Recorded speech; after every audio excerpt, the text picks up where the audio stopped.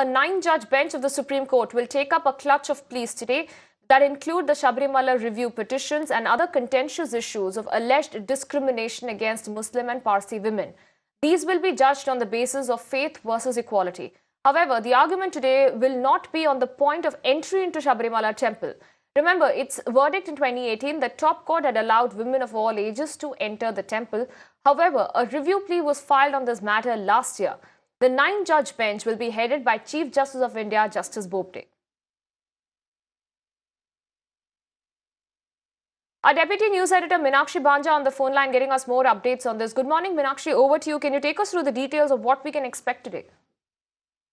Well, that's right, Apurva. What had happened in the interim was there was another bench which was headed by former Chief Justice of India, Justice Ranjan Gogoi, which had come out with a verdict on this batch of review petitions in November 2019. In that judgment, the majority, which is a ratio of 3:2, had referred 7 questions of law to a larger bench composition. Now, these larger 7 questions pertain to aspects of judicial policy, especially pertaining to the interplay between religion and constitutional morality, and also aspects of what really constitutes freedom to practice one's own religion as envisaged under Article 25 and 26 of the Constitution versus Article 15.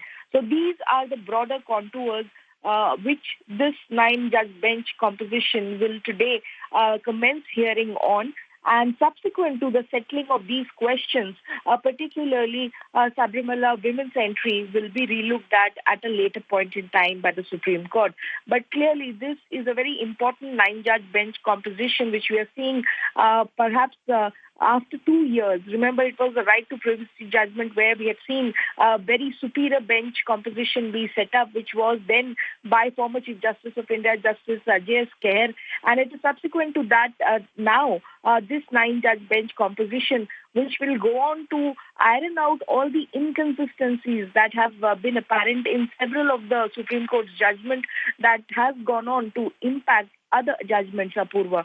So once these questions of law pertaining to judicial policy, especially pertaining to what comes within the realm of freedom to practice one's religion is settled, subsequent to that, the Supreme Court will have a relook specifically at women's entry into Sabarimala.